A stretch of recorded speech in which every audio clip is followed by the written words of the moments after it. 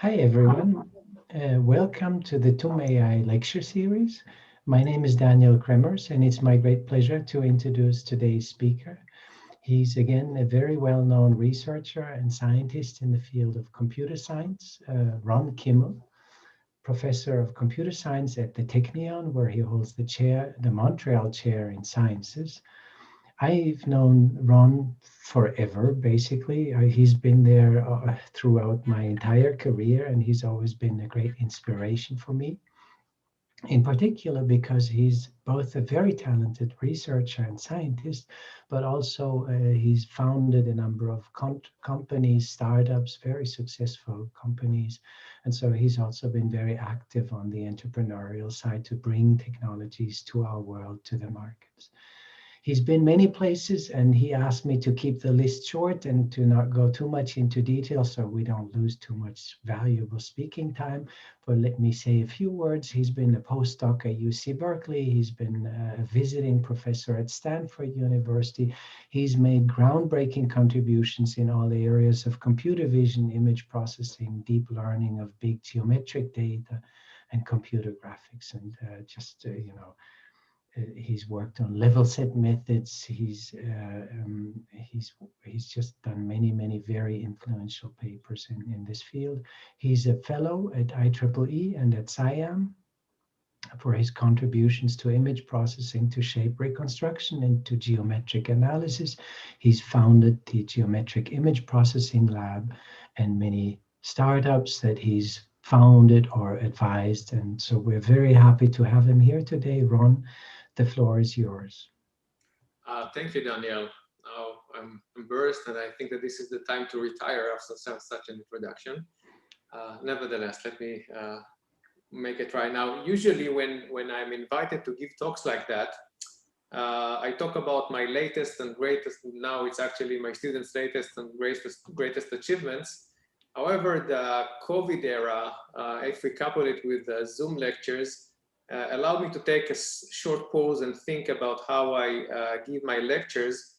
And today I've decided to take a somewhat different path. So at the end, you should tell me whether this is preferable or not.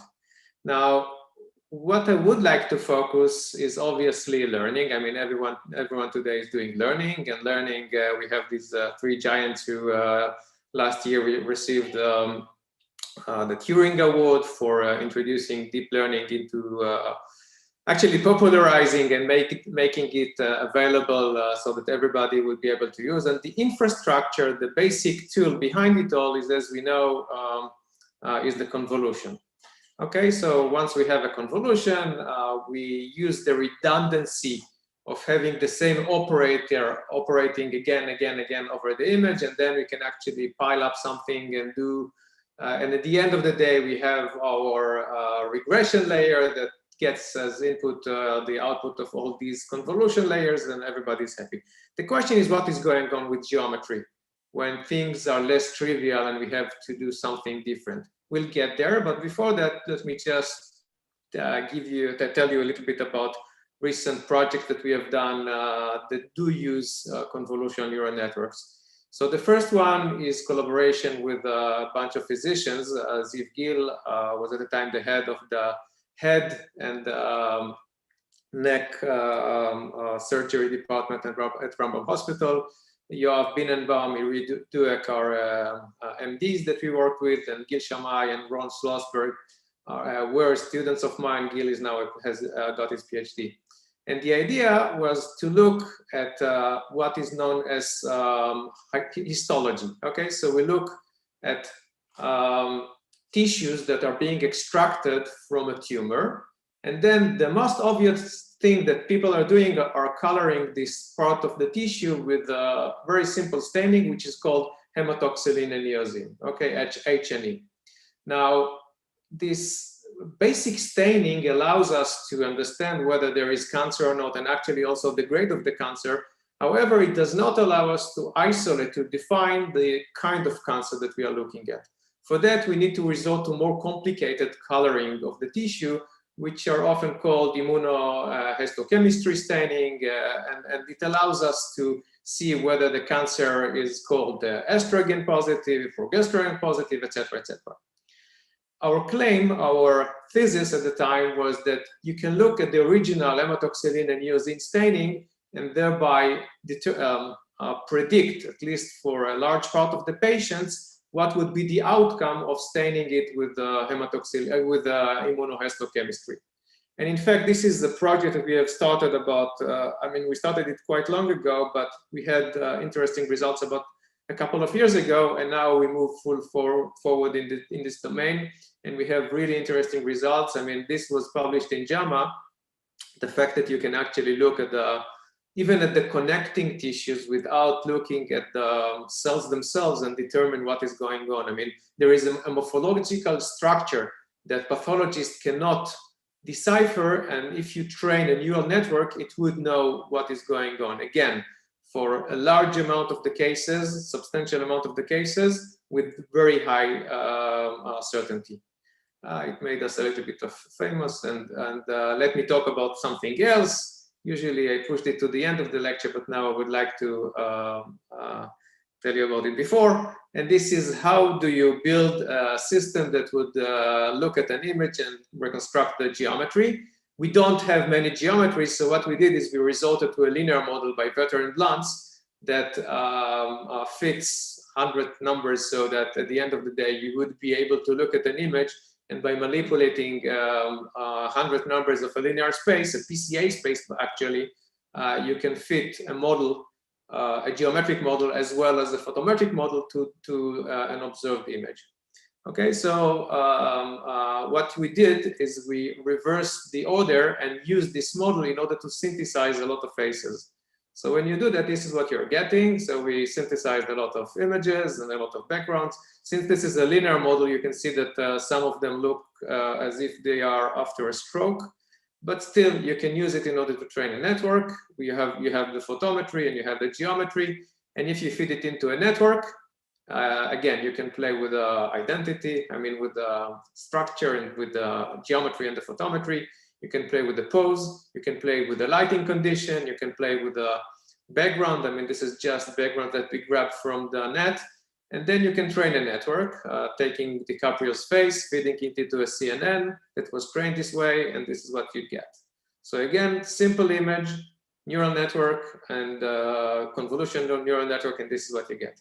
Now, there is a little bit of evolution here in this story, and the evolution goes like that. First of all, what we did is we we took the image and we got the 100 or 200 numbers that define the appearance of this face in this linear space. Then what we did in order to push back all the high frequencies, what we used is a simple shape-from shading model in order to push back all these fine details. And you can think about this linear space as a latent space, okay? The second thing that we have done is transform the axiomatic model, the shape-from shading model, the model that tells you what is the relation between the light source direction and the normal of the surface, into a network, and we trained it all simultaneously, again, using the same latent space. 3DMM is the linear space of the geometries. And finally, what we did, we said, okay, we have geometries, and I mean, we have faces, and we have way to synthesize them, and we have the full stack. So why don't we just use the UNet and train it end to end? And we got really cool results. This is how they look like. So again, the input to the network is the image that you see here on the left. This is the geometric output that you're getting out of the network, and this is the texture mapped onto the geometry. So this is it. Let me jump a little bit forward.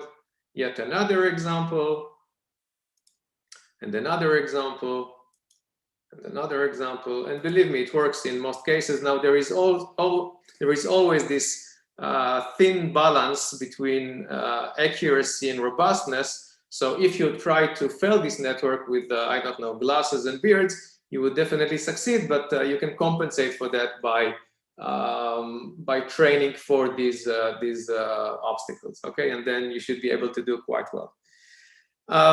Okay, so what's next? The next thing was to synthesize images that are not taken from a linear space. And this is a joint work with Gil Shammai and Ron Schlossberg. What we did is basically learned this using generative adversarial network, learned how faces look like, the geometries as well as the photometries, and these are imaginary identities. And obviously you can do expressions as well. If I now take each and every of these images that I'm synthesizing and measure the discrepancy using a face recognition system, I could put all these interfaces distances on the plane, okay? If we do that, more faces. If we do that, what we get, so each and every point here represent a face, and the distance between these points represent the distances that the face recognition system is measuring. So if I'm looking at the distribution of real faces with the GAN, I would get more or less the same distribution.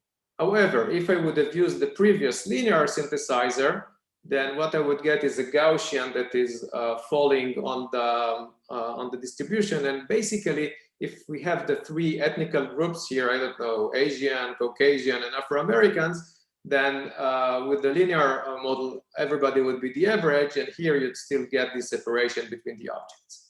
So this is where GAN actually allows you to capture the basic geometry of the probability that you're looking at.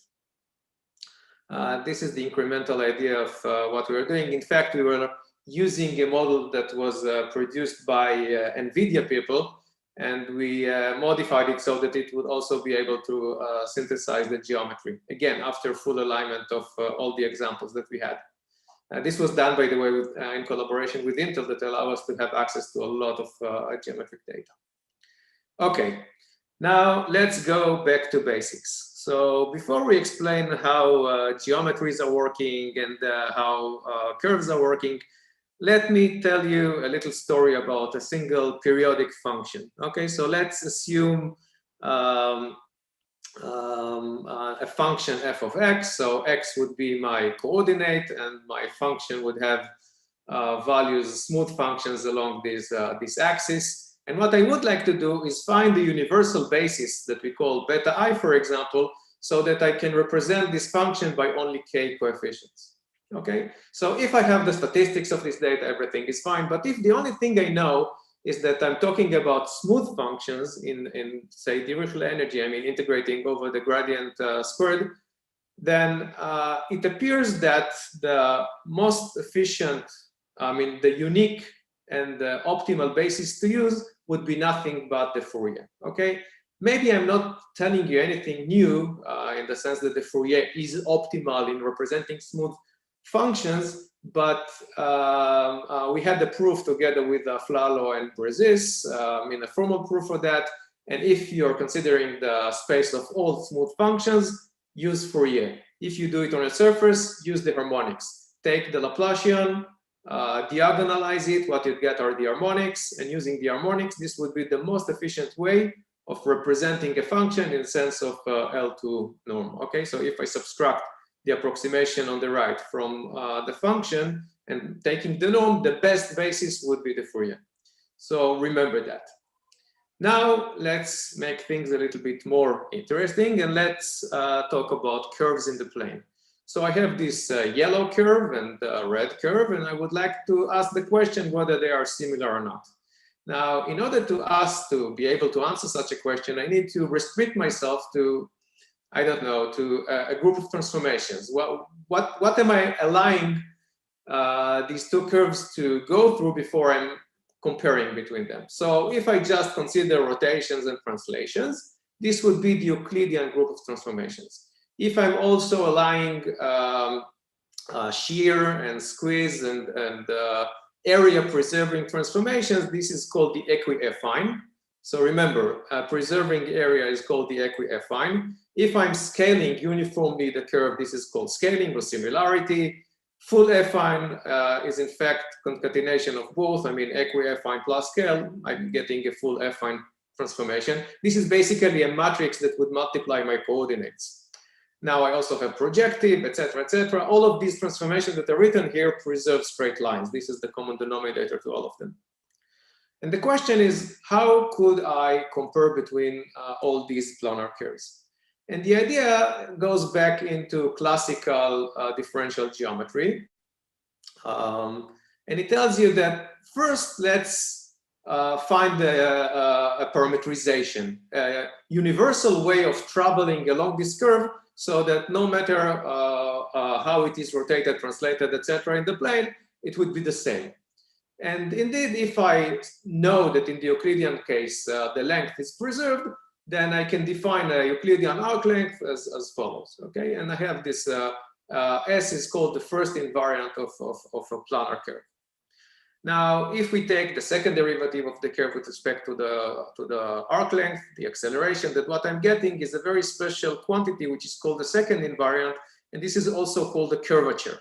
Okay, so the curvature is 1 over the radius of the oscillating circle about each and every point of the curve. So if I'm taking 3 points, nearby points, about a point in the middle, and taking the distance between these points to the limit, and I'm asking the question, what would be the circle defined by these 3 points, then I'm getting the oscillating circle, okay? And in fact, if I'm taking the function kappa, the curvature, as a function of arc length, what I'm getting is a signature of the curve, a Euclidean signature of the curve. So this is a plot of these 2 dolphins or sharks traveling along the boundary of the shark in one way and the boundary of the other shark, and plotting curvature as a function of arc length. And if they are indeed the same, then after shifting one with respect to the other, or picking up the same initial point, I can claim whether these 2 shapes are similar, are the same or not. Now, you need to be a little bit careful. There is still the ambiguity of picking up the initial point, but assume that, for example, I take kappa of S, I'm taking the Fourier transform of kappa of S and then throwing away the phase. And we know that throwing away the phase for periodic functions allows me to compensate for rotations or for cyclic shifts along the S axis, and I can do these comparisons. Okay. Now, what happens with scaling? If I would like my arc length, new arc length, it would not be Euclidean anymore, to be invariant to scaling up, uniformly scaling up or scaling down of the curve. Then there is an obvious way of measuring invariant arc length this way, and this is nothing but the change of the tangent vector. Okay, so traveling from this point to that point, if I measure the change of the tangent, then what I would get is indeed a scale invariant arc length. And this is nothing but multiplying the Euclidean arc length by the curvature, okay, by 1 over the radius of the oscillating circle. So I have a curvature which is scale invariant, and everybody's happy. And believe me, we can actually axiomatically extract the next invariant, which is nothing but the, let's call it, scale invariant curvature, and then we can plot one with respect to the other and have an invariant way of asking whether 2 curves are similar or not. Now, this is what I've done here is use the really strong property of the fact that when I'm traveling along the curve, I have an order of the points. So if I'm traveling clockwise or counterclockwise, there is a way by which I'm visiting the points along the curve. And I've used this property in order to axiomatically extract my invariants. Can I use a learning methodology in order to overcome all this need for differential geometry and learn these invariants? So again, as I told you, you can express the curvature as a function of the Fourier. I mean, you can project it onto the Fourier coefficients and then represent this function by some approximation. Think about it as low pass. But nobody told me which kind of Fourier should I be using, whether they should be the Fourier with respect to the Euclidean arc length or the Fourier with respect to the scale invariant one. Okay, remember, the Fourier with respect to the scale invariant one are different ones. They are encapsulating the notion of the curvature inside the eigenfunctions themselves. So the question is, what kind of optimal eigenfunctions should I be using? So I have this dilemma of which eigenfunctions would be the best. I mean, I can show you that each is optimal, but with respect to the metric that it is defined by. But here comes a surprise, an interesting surprise that should not come as a great surprise to some of you, and this is called functional maps. What would happen if I now try to ask these two eigenfunctions to talk with one another? Now, what do I mean by talk? I have my sine waves along a contour and a different kind of sine waves. I mean, it would be with different parameterization along the same contour. I can obviously multiply them and integrate them one with respect to the other, say by the Euclidean arc length. It appears that doing that is something that we called, together with Sri Halimi, a PhD student of mine, self-functional maps. Okay, so integrating, for example, here the integration is with respect to the Euclidean arc length, or you can choose tau to be your integration. If you look at these coefficients, they would tell you a story about the curve, and in fact, what they would do is somehow diffuse, split the curvature over the Fourier coefficients, and thereby replacing the whole notion of having a curvature with respect to arc length to this discrete set of numbers that in the infinite case would basically allow me to represent back the shape itself it was extracted from. So again, taking the eigenfunction extracted with respect to the scan invariant one and inner producting it with the eigenfunctions with the regular, with the Euclidean distance, would somehow allow me to capture the curvature of the surface. Now, this trick is interesting because we should be able to apply it in the same, very similar manner to surfaces as well. But bear with me. Okay, so now to the question, can we learn invariants for curves? And the answer is yes. Why? So let's not resort to convolutions for a moment, but just to fully connected network that is looking at, I don't know, at 7, 8, or 9 neighbors about a given point, okay? And it knows how to look at the relative coordinates of all these points and do something. I mean, this is how we train this network. So it would be fully connected with a several layers network. And at the end of the day, it should produce something that would give me similar numbers if I'm taking the same point of a rotated, translated, and resampled curve. Okay, so this is important. I can rotate, translate, and resample my curve. And this is how I would train my Siamese network in order to produce similar numbers if I'm taking the same point, and different numbers if I'm taking different points.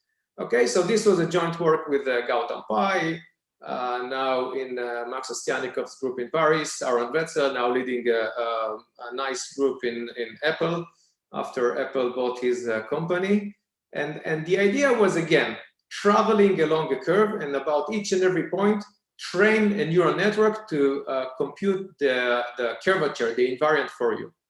Now, just to, by the way, we can also do it for arc length. This is now work in progress by Roy Velich. He is a new PhD of mine.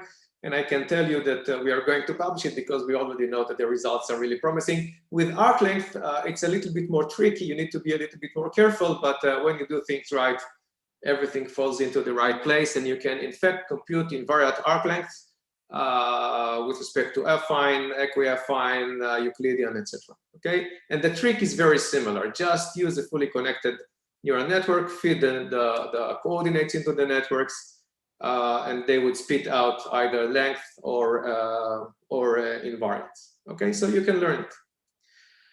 Okay, so we mentioned that in curves we have order. What happens in surfaces?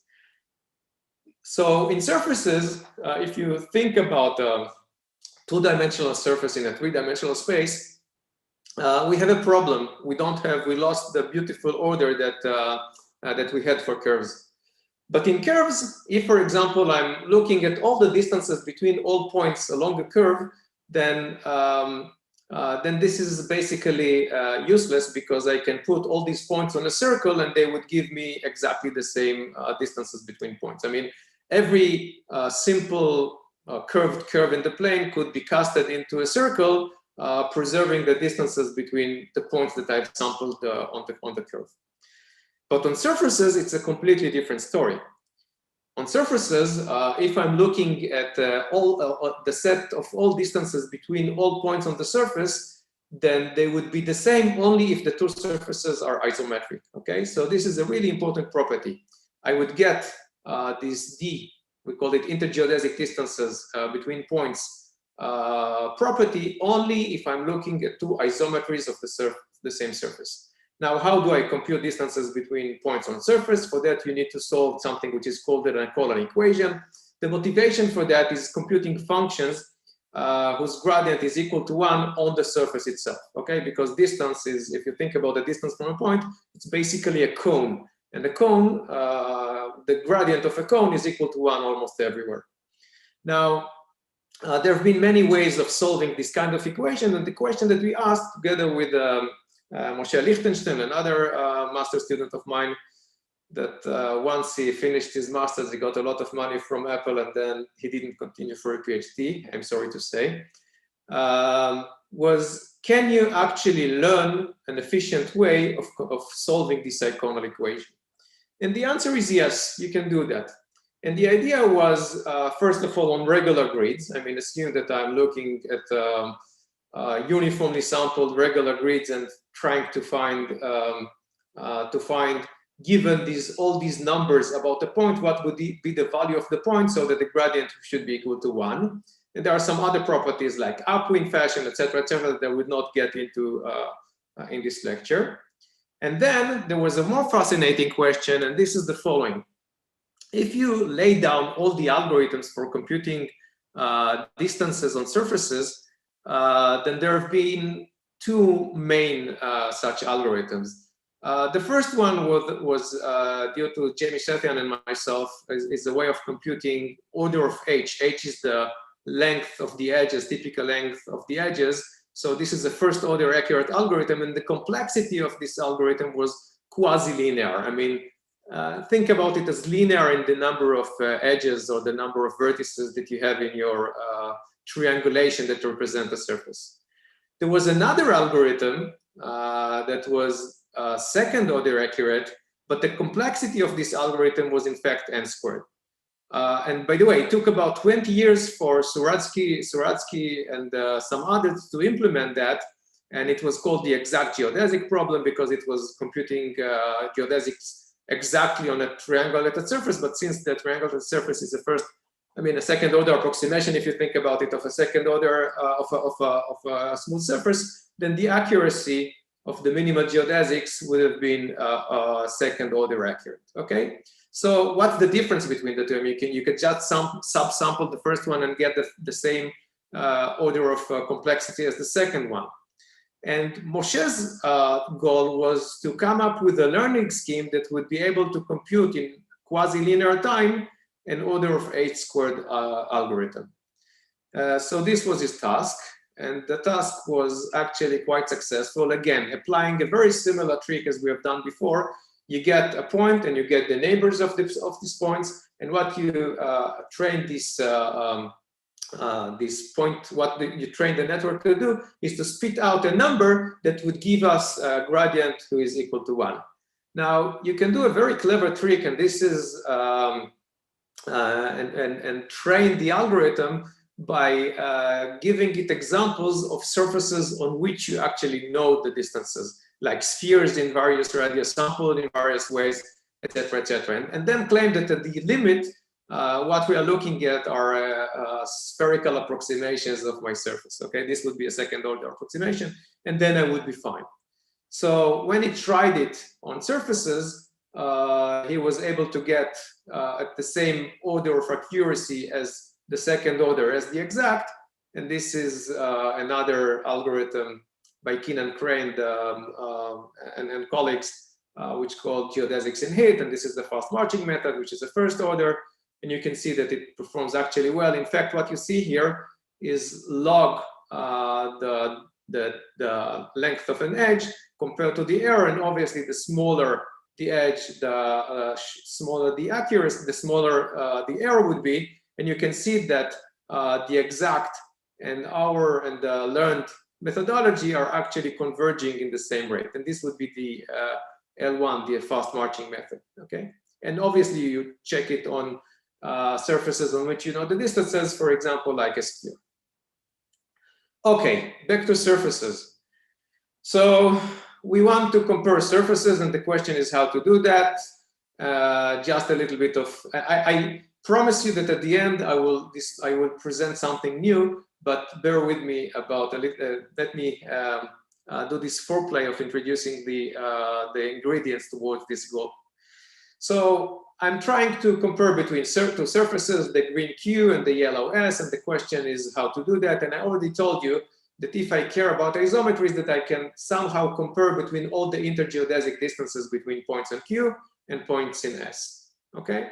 So what I would be looking for is bijection, is some way of mapping the surface S onto the surface Q. So each point in S would be mapped into a point in Q, so that the relative distances between the corresponding points on Q would be very similar to the corresponding points in S. In fact, if I'm taking the maximum distance, minimizing over the mapping rho, it's called the Gromov distance by some abuse of notation.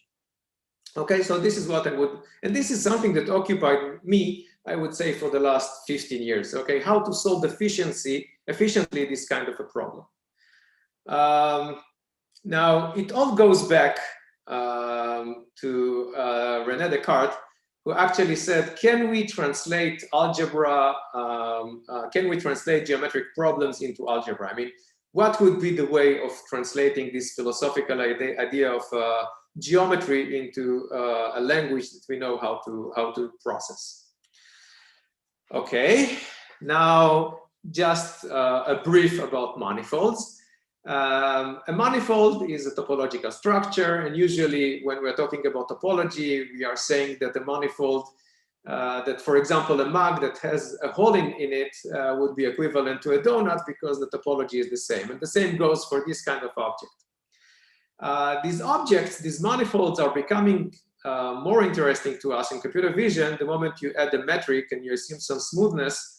And we call them Riemannian manifold. And then we can also argue about isometry. I mean, how different two surfaces are from one another from the point of view of points, of corresponding points that stretch and squeeze. And the question is, can I actually say something about how much this squeezing and stretching is going on? And this is what the Gromov distance is allowing us to measure. How similar in sense of isometry two surfaces are. Now, when we started to look at this problem, we knew that we need to somehow solve for this permutation of taking all points in S and mapping them into Q, and this was a non-trivial combinatorial problem. So the first take, and this is by Asi Alad, I would say almost 2 decades ago, was saying, look at this matrix and try to embed the points into a Euclidean space, a finite dimensional Euclidean space, 3, 4, 5, etc., such that the geodesic distance, such that the Euclidean distances would be as close as possible to the geodesic distances on the surface.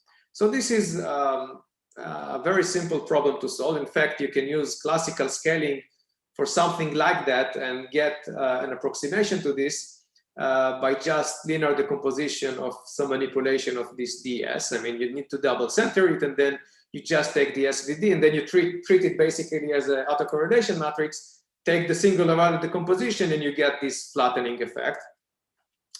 But then you have a problem, and the problem is, can you actually take a curved manifold and use flat embedding in order to describe it? If this would have been the case, we would have been really happy, because there would have been an algebraic way of comparing between these surfaces. So there is a problem, there is a fundamental problem. If I take, for example, this sphere, and I'm measuring distances between points on a sphere, so I'm taking great circle between the North Pole and the South Pole, and this would be my great circle here, and it goes through the equator at points B and C. And now I would like to measure the distances between all these points. So the distances between all these points would be pi over 2 if the radius of the sphere is equal to 1. And then if I take A, B, and D, and I try to embed it into Euclidean space, they should be a straight line. And if I do the same for A, C, and B, they should be a straight line, which means that C, the point C and the point B should be located at the same location. And it doesn't really matter to which dimension you try to embed your matrix into. You would always suffer from these difficulties because you cannot take a curved manifold and embed it into Euclidean space. However, and this is a really interesting way of looking at it, Dr. Gil Shammai showed that if you embed into complex spaces, you can in fact overcome this difficulty and do some magic. And but again, this was a problem at the time. And what we did together with Michael Bronstein and Alex Bronstein, that were my students at the time, and I'm really proud to say that, is try to head-on solve this problem of taking sample point from S and trying to embed them into Q by just letting them flow using some gradient descent. And the motivation for that was given to us by Facundo Memoli and Guillermo Sapiro, who at the time wrote a paper saying that the Gromov-Hausdorff is how you should compare between surfaces, okay? They were doing something different in order to tackle this problem. They were looking at some integration of the entries of this matrix and looking at the statistics and making some claims about it. But we said, why shouldn't we attack this problem heads on? And indeed, it was a really difficult problem to solve. We initiated it with the previous solver, a linear solver that I've shown you. And then we had some hope to be able to refine the solution, but we were not happy with that. I mean, it was a beautiful idea, but it was not there yet. Together with Anastasia Dubrovina and Jonathan Aflalo, what we did is translated this problem into, now there are a lot of things written here, but let's focus only on the intergeodesics problem, intergeodesics matrix D of S, and the corresponding one D of Q. And what we would like to find is permutation for this matrix that would take the entries of the S into DQ. So I'm searching over all permutation matrices that would take me, that would take the entries from S, from DS into the entries of DQ, minimizing the distortion. You can translate everything into the spectral domain. So think about using the second order derivative, the Laplacian over S. It produces eigenfunctions, Fourier harmonics over S. You can do the same for a Q. You get, again, harmonics over Q. And then writing the distances on S as such, and the distances on Q as such, assuming that it is a low-rank matrix in this space, and it is indeed a low-rank matrix, what you need to do is also represent the permutation matrix in this low-rank space, and then you are searching for a low-rank matrix. Now, I was waving hands here, and in fact, there are a lot of problems when trying to represent a permutation matrix, which is basically a set of delta functions in a smooth, using a smooth basis. But you can do that. You get some good initialization for your mapping between two surfaces S and Q, and the solution is quite nice. In fact, it is closely related to the functional maps idea of Ostianikov and his colleagues, because you can think about it as applying the functional map idea with the very specific features of the DQs. Okay, so think about the DQ, the intergeodesics between all points to all points, as being your features. Okay, and then you can think about everything that is going on here as a functional map setting for the Gromov-Hausdorff distance, or for the generalized multidimensional scaling problem. Okay, so now there have been this long sequence of papers that I've been involved with, and I see that I have only 3 minutes. How much time do I have, Daniel? You should tell me. You can take 2 or 3 minutes more. We're not tight in time. And then the question is, can you train a network to do the job? And let me take the time in order to show you how it works. So functional maps is basically extracting features, projecting them onto the eigenfunctions, Then you get these coefficients, a matrix of coefficients. You divide one with the other, you get theseCij's. And from these Dij's, you can extract the permutation matrix. Okay, this is the essence behind Ossianikov permutation matrices. Then came Litani, Alex's student, and what he said is that let's learn the features. So we feed some generalized features into the game. For example, to use something which looks at how much a surface is intersecting spheres that you inflate about a point. And then the network blends these features into new features. And then the functional map produced something which gave much better permutation matrices. But in order to solve this problem, he had to have a permutation between all the x's and the y's. And then came Oshri Halimi. She said, I would not, this is called supervised learning. I need to know how shape X corresponds to shape Y. She said, I don't want that. I don't want this supervision. Let's use the fact that if two surfaces are isometric, we can optimize for the discrepancy between the intergeodesic distances matrix. So this is what she did. So she instead she just replaced the penalty in Litani's work with the intergeodesic distances. So this was Oshri's contribution to the game. This is basically what she was doing. She was optimizing for the permutation that would give the best matching between all the intergeodesics of X and the intergeodesics in Y. And again, this is semi-supervised or unsupervised learning. And she got really beautiful results. And the next step in the game was to say, look, I don't want these features that I really don't trust, this inflated surfaces that I don't trust. I want something more fundamental.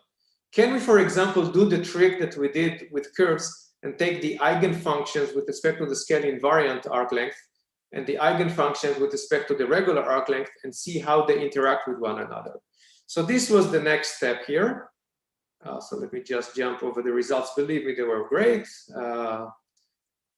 And this is how you create a scale invariant metric. You just multiply the metric coefficients by something which is called the Gaussian curvature. And this is the difference between the eigenfunctions. At the top, you see eigenfunctions. So color here represent values of eigenfunctions, and the sequence from left to right would be the from low frequencies to high frequencies. So at the top, you see the regular ones. At the bottom, you see the scale invariant ones. You can see high frequencies appearing at the fingers quite fast. What Oshri did in the beginning is to hit these eigenfunctions, one with respect to the other. And then what you get is that all these horses are actually producing the sameCijs that she was then using in order to compare between horses and the ladies over here. But again, this is not, and obviously she was able to do classification roughly for a lot of objects. But let's go back to our story. I mean, this is the main thing here. So what we wanted to do is replace the shot with something which is more fundamental. So this is what, this was the job of Amit Bracha, a PhD student of mine. And what he did at the end of the day is use the eigenfunction with respect to the scale invariant arc length and the regular eigenfunctions in order to train the network. Now, wait, you don't have to train a network. The only thing that you actually need to do is rotate these eigenfunctions with respect to these eigenfunctions, and the rotation should be is a linear matrix. So what he did is he used the TensorFlow mechanism in order to back propagate and train for this R and actually learn this rotation matrix, and thereby comparing between surfaces. Okay, so right now, this is a neural network methodology for training for the relative rotations between these eigenfunctions, which basically concludes this chapter of the story until now. And again, I promise you that there would be more chapters afterwards. So this is a neural network free solution that allows us to compare between surfaces. This is before and after the rotation. You can see that before the legs did not exhibit the same colors, and after the rotation they are almost the same. And obviously, this is before and after rotating all these eigenfunctions. And once you rotate all these eigenfunctions, matching is almost perfect. I mean, you can do matching between surfaces in an almost perfect way. And I think that this is more or less it. So again, thank you for your attention. Thank you, Ron, for this wonderful talk. It was quite impressive to see a lot of the classical things and techniques from geometry, curvature, Beltrami, the eigenal equation, a lot of the things that you've pioneered as well and that you've been involved in for many years, to see them resurface in the age of deep learning, so to speak. This is very fascinating. I think we can take a number of questions now. Looking around, are there questions? Maybe I'll start with the question myself. As we saw recently, you've moved a lot of these classical geometry approaches into the deep learning age. But in your latest slide, you also presented neural network free solutions. Yeah. What's your take? You know, these days everyone is applying deep networks everywhere. How do we know where we should engage a deep network and where this is possibly not useful or necessary? How would you see that? So I would use my perspective in the industry as well. First of all, neural networks sell. They sell as long as you don't abuse too much the silicon that you're allowed to use. So think about it as a lookup table, but lookup table is a linear way of accessing data. So when should we use lookup table? Nobody is telling you that. The moment you're more accurate and more efficient, and there is this excess of accuracy and efficiency, you should use whatever solution you can think of. So for me, I would say that in order to understand the problem, you need to understand the geometry. Neural network is taking completely a different path. The claim there is that you don't need to understand the problem, just sample it well enough, throw everything into my architecture, and the architecture would spit out the classification or reconstruction that you're looking for. So but the question is, are these actually orthogonal directions? And I would say no. I mean, you can learn a lot from the geometry in order to teach your networks how to work properly. I have a beautiful way of showing how point nets are related to moments, okay? So the moment you understand that, you can do a lot in order to improve your networks. Networks, for example, are really bad in multiplying numbers, okay? You need to have at least log-n the representation of a number in order to multiply two numbers. If you know that, then you can help the network. So I don't think that there is a universal truth about which tool to use in order to solve a problem. I would say that any efficient solution is good if you know how to define your problem well.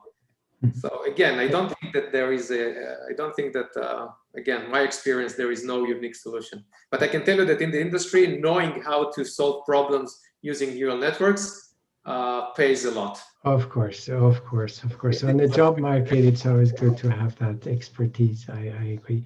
But one more aspect is for deep learning, at least to date, most of it's supervised deep learning.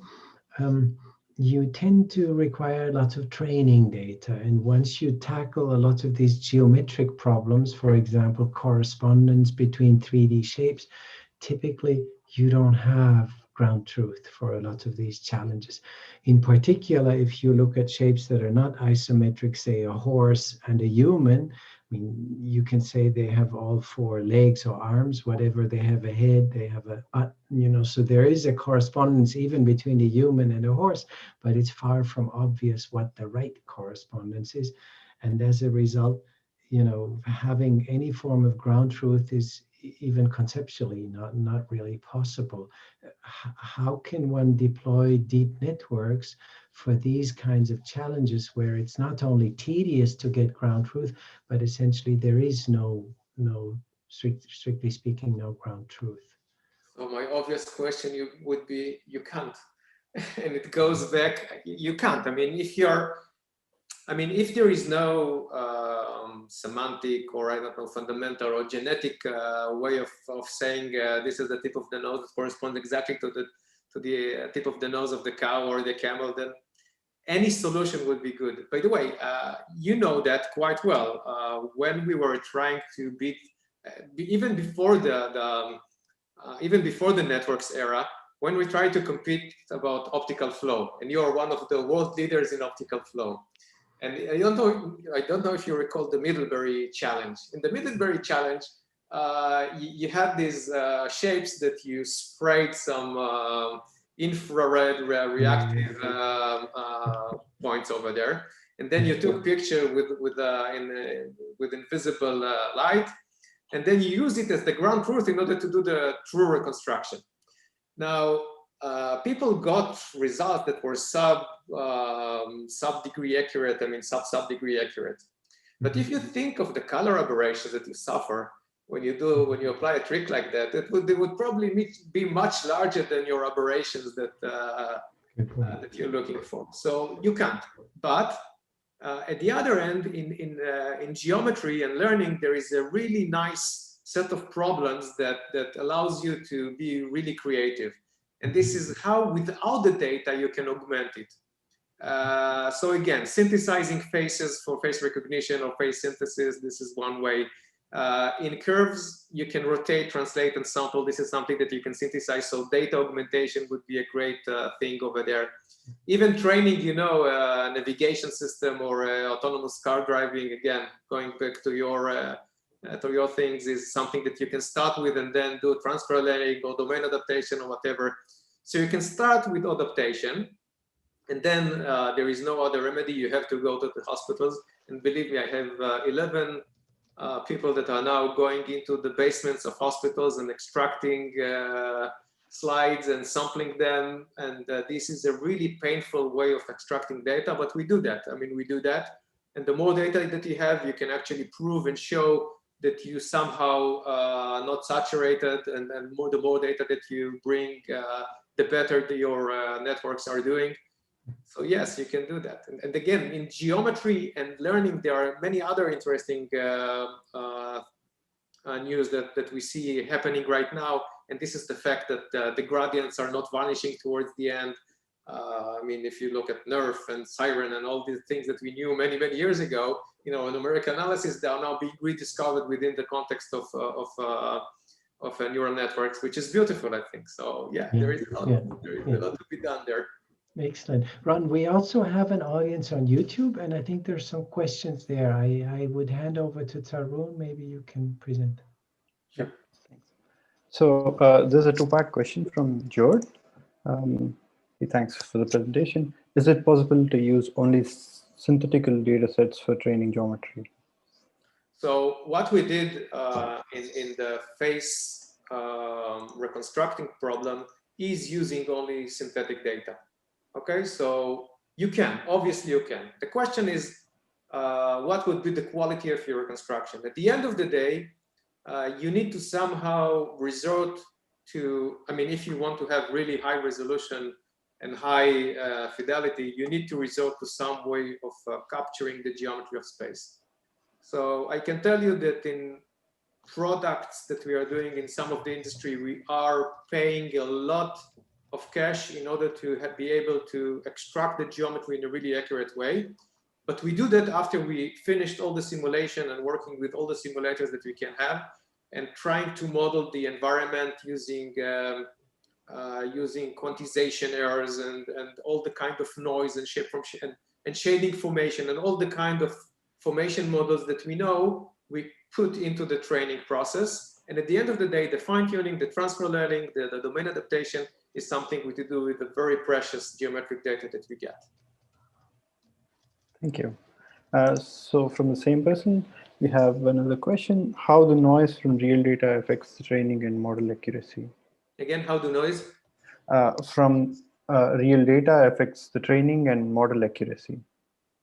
Obviously it does. I mean, people, by the way, are using noise in order to be able to train networks to be robust. To, I don't know, Alex Bronstein has a student who did quantization by amplifying noise over the data. And then he was able to then quantize the coefficients. And so you can play with noise. You can have additive noise in order to compensate for various discrepancies of your network. And somebody once told me that it's very easy to get numbers. It's very difficult to get good numbers. So this is regarding noise. The more noise you have, the less solid your network would be. So there is always this competition between noise and how good you can actually do for the network. Now, if you have knowledge about the noise, I mean, if you know the statistics of the noise, we know for linear systems, I mean, Winner filter and others, that you can do magic. And the same goes for networks. I mean, we know that if you subtract the original image from the reconstructed one, and you apply the statistics about the noise in your output, then you would get much better looking images. I mean, Mickey Elad and Peyman Milofar and others have been playing with these tricks that are quite efficient. So yeah, noise is as always in data processing is the thing to care about. And I guess another thing to care about, I think, at least for me, this was one of the messages from your presentation, is how to bring together the first principles approaches that we used to work with, invariance, geometry, etc., with kind of more lookup-based approaches or learning-based approaches. Exactly. So I think that is indeed a fascinating challenge for everyone. Sure. And I would say that Michael Bronstein has now taken the sequence of groups and the elegant program into a new level where he actually tries to show that everything that we are doing in networks is in some sense just find the invariant and then everything is known. Again, it's a matter of feeling. I think that we are lucky that not everything is known yet. I mean, we still have a lot of work to do as researchers in this domain. I think that's an excellent closing remark. Thank you, Ron, for presenting today, for being with us today. This was amazing. And thank you also for engaging in this lively discussion. So I think that would close the live stream. Thank you so